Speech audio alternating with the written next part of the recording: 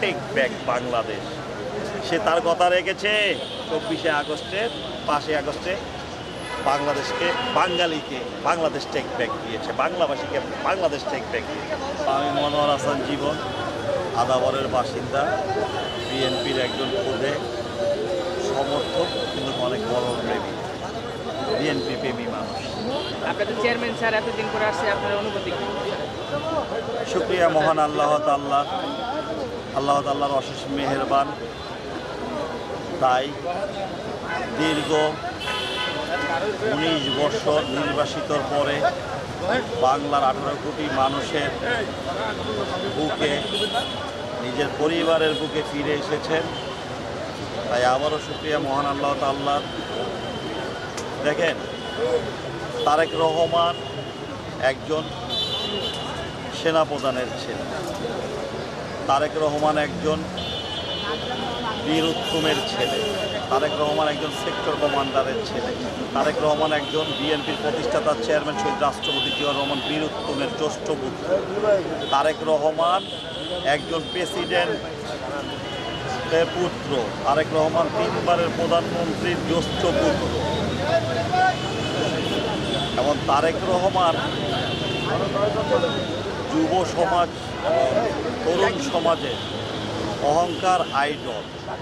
এই কারণে আইডল, একটা মানুষ পরিবারের সর্বোচ্চ ত্যাগ স্বীকার করে বাবাকে শহীদ হইতে দেখেছে, মাকে কারাগারে নির্যাতিত দেখেছে, অসুস্থ দেখেছে, নিজের ভাই নির্যাতিত হয়ে আরাফাত রহমান কোকো, তার কনিষ্ঠ ভাই শহীদ রাষ্ট্রপতি জিয়াউর রহমান বীর উত্তমের কনিষ্ঠ পুত্র, দেশনেত্রী বিএনপি চেয়ারপারসন বেগম খালেদা জিয়ার কনিষ্ঠ পুত্র, এই ফ্যাসিস্টদের নির্যাতনে সিঙ্গাপুরে চিকিৎসাধীন শহীদ হয়েছেন।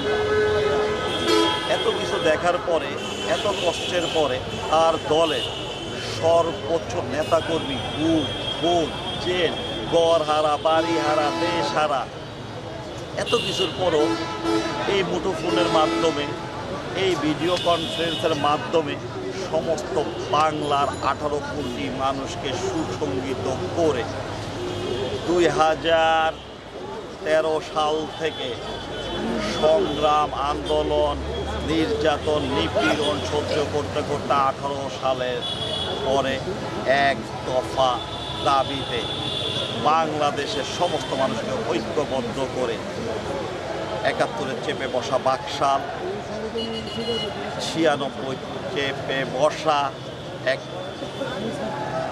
কাল্পনিক ভোট চুরির মাধ্যমে বসা সরকার 2008 সালের পরে বাংলার মানুষের ভোট অধিকার, শিক্ষার অধিকার, স্বাস্থ্যের অধিকার হরণকারী সরকার শেখ হাসিনার যে দুঃশাসন, যে লুটতরাজ, যে পাচারের বিরুদ্ধে সংগ্রাম করে 5ই আগস্টে 2024-এ সফলভাবে বাংলাদেশের মানুষকে প্রাণ খুলে আর কথা বলার অধিকার ফিরিয়ে দিয়েছে। সেই কারণে বাংলাদেশের মানুষ সহ আমরা বিএনপিরা তার কাছে ঋণী।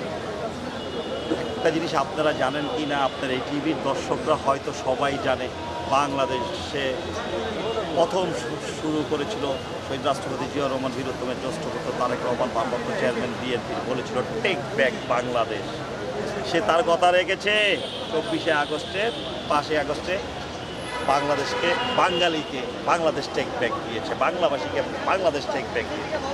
আমার কথা হলো, আমাদের বাঙালিরা, আমরা বাংলাদেশিরা, আমরা যারা গত 18 বছর বঞ্চিত, ভোট দিতে পারি নাই, তাদের ইমানি দায়িত্ব বাংলাদেশের শাসন ব্যবস্থা তারেক রহমানকে টেক ব্যাক দেওয়া। ঠিক, এটা আমি সহ সমস্ত বাংলাদেশ মুখিয়ে আছে।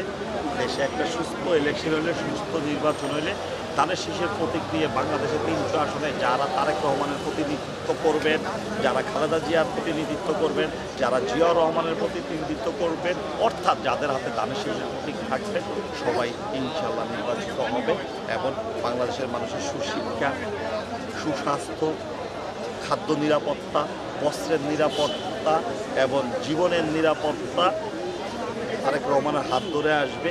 এর প্রমাণ আপনারা জানেন, তারেক রহমান ইতিমধ্যেই 31 দফা দিয়েছে। রাষ্ট্র কাঠামো, রাষ্ট্র মেরামত, করার জন্য এই 31 দফায় বাংলাদেশিদের জন্য যথেষ্ট, বাঙালিদের জন্য যথেষ্ট। শহীদ রাষ্ট্রপতি জিয়াউর রহমান আধুনিক বাংলার রূপকার, উনি আধুনিক বাংলা গড়বে, সেটাই চুরি করে এই শেখ হাসিনা নতুন নাম দিয়েছে ডিজিটাল অ্যান্ড স্মার্ট। বাইরে আমরা বাংলা বুঝি, আমরা ডিজিটাল স্মার্ট বুঝি না, আধুনিক। সে আধুনিক বাংলাদেশকে টেনে আজকের এই বাংলাদেশ পর্যন্ত নিয়ে এসেছে বিএনপি চেয়ারপারসন দেশনেত্রী বেগম খালেদা জিয়া। এবং মধ্যমায়ের রাষ্ট্র, উন্নত রাষ্ট্র হিসেবে ইনশাল্লাহ তারেক রহমানের নেতৃত্বে বিশ্ব মানচিত্রে বাংলাদেশ একদিন প্রতিষ্ঠিত হবে।